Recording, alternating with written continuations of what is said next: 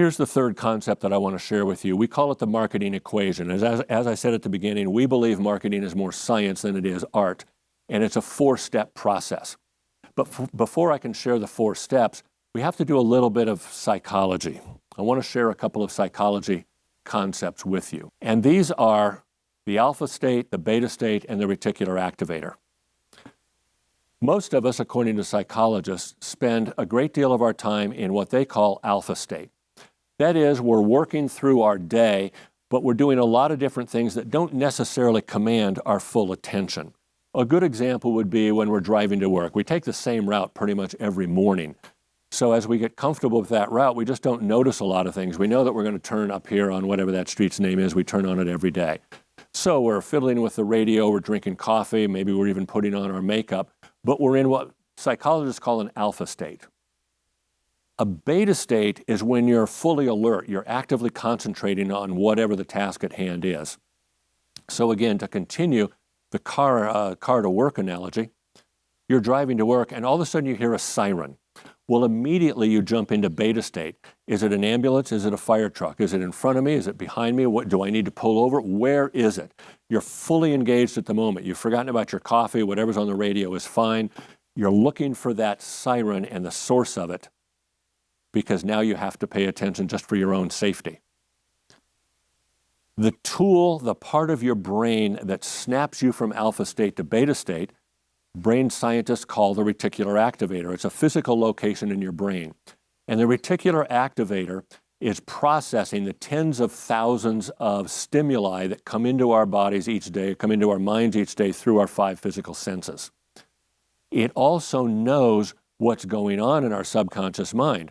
So in the example we just talked about, where you're looking for a used car, when you saw that Facebook ad, it was your reticular activator that prompted you to jump from an alpha state to a beta state and look at that ad and move forward with it. So, how does all of this apply to marketing? Well, it's integral in the marketing equation.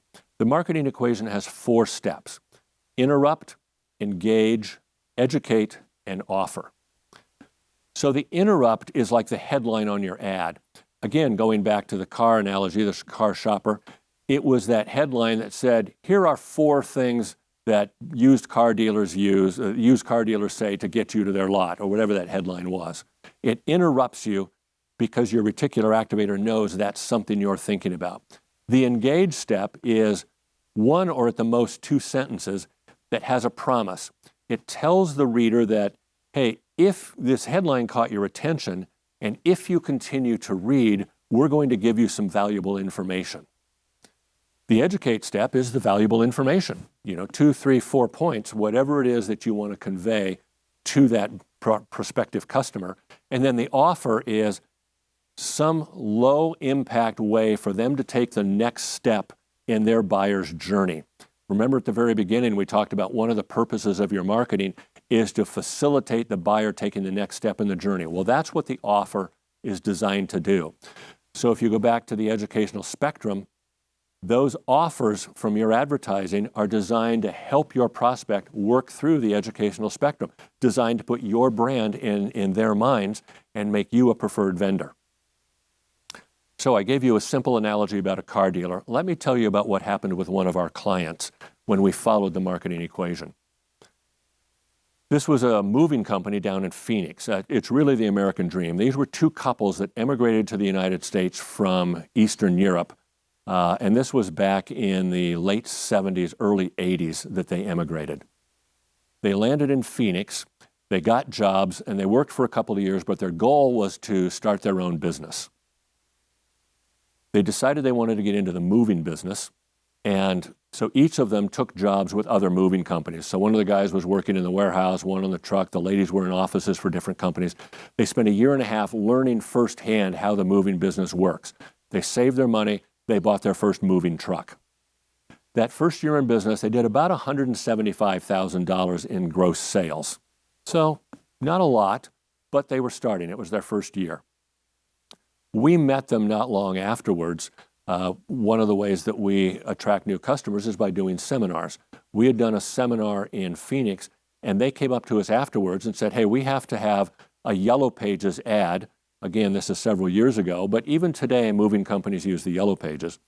We have to have a Yellow Pages ad created.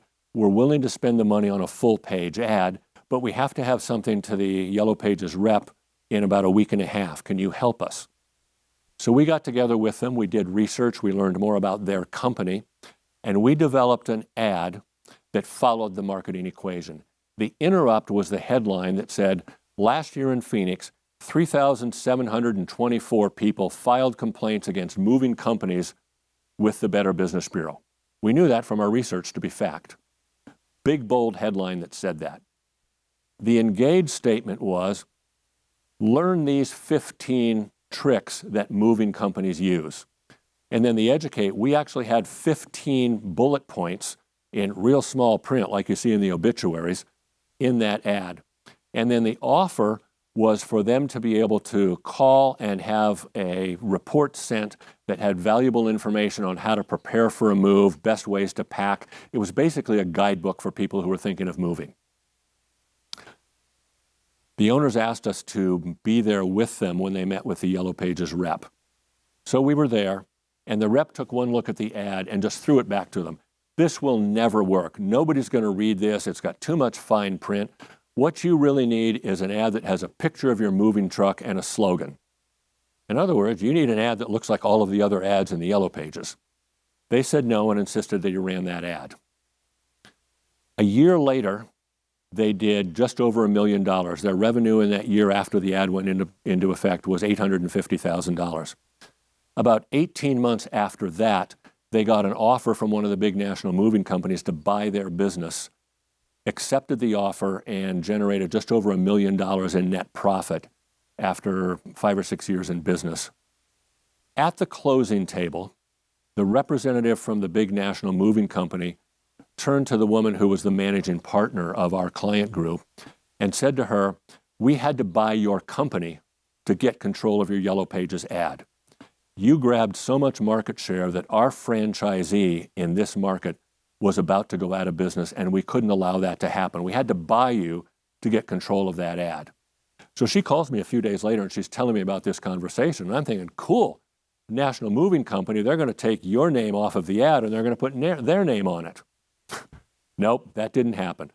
They threw out the ad that we had developed that had been so successful for our client, and they went back to a traditional ad with a picture of a moving truck and a slogan. Again, they're a big national company. Who am I to judge? But what I hope you see from this example is the power of the marketing equation and using that 4-step process in all of your advertising pieces.